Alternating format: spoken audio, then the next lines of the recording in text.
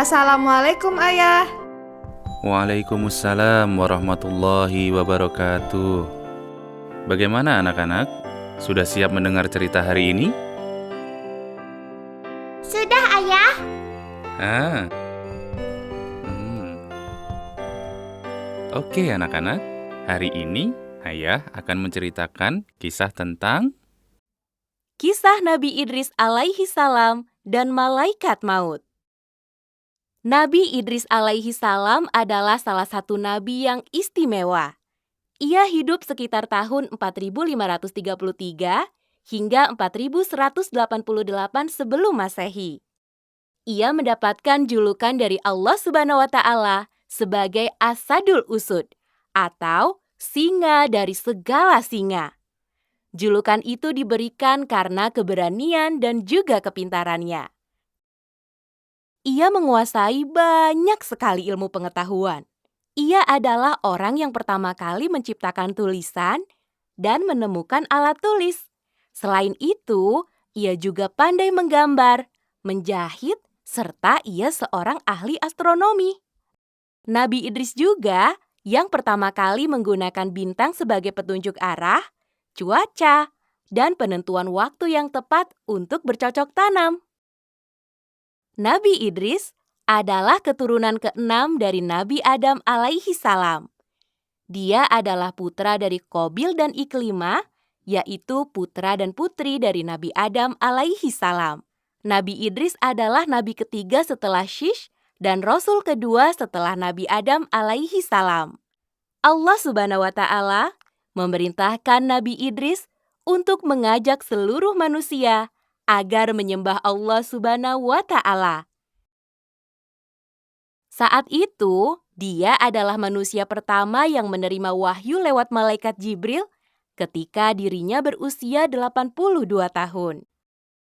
Nabi Idris adalah salah satu nabi yang diberi kesempatan oleh Allah Subhanahu wa Ta'ala untuk merasakan kematian.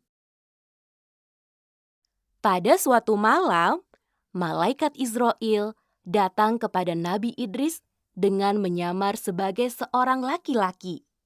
Ia sangat rindu ingin mengunjungi sahabatnya, yaitu Nabi Idris. Ia membawa banyak sekali buah-buahan. Nabi Idris tidak tahu kalau yang datang itu adalah malaikat Israel. Namun, beberapa hari kemudian, Nabi Idris melihat ada suatu keanehan dan ia merasa penasaran dengan laki-laki ini. "Maaf Tuan, sebenarnya Anda ini siapa?" Kemudian, malaikat Israel menjawab, "Maaf wahai Nabi Allah, saya sudah berhari-hari merepotkanmu di sini. Sebenarnya, saya adalah malaikat Israel." Nabi Idris kemudian mengajukan permintaan kepada malaikat Israel untuk mencoba mencabut nyawanya. Karena Nabi Idris ingin sekali merasakan bagaimana sakitnya sakaratul maut. Malaikat Israel kemudian meminta izin kepada Allah Subhanahu wa Ta'ala. Allah Subhanahu wa Ta'ala pun kemudian mengabulkan permintaan Nabi Idris. Seketika itu juga, malaikat Israel mencabut nyawa Nabi Idris. Ia terlihat tidak tega melihat sahabatnya merasakan kesakitan yang sangat luar biasa. Nabi Idris pun kemudian meninggal dan Allah Subhanahu wa Ta'ala menghidupkannya kembali. Setelah hidup, Nabi Idris pun kemudian menangis sejadi-jadinya. Ia merasakan betapa dahsyatnya sakaratul maut. Ia membayangkan bagaimana umatnya nanti akan mengalami sakaratul maut yang sangat dahsyat ini. Nabi Idris pun semakin giat mengajak umatnya untuk selalu beramal soleh dan selalu taat beribadah kepada Allah Subhanahu wa Ta'ala.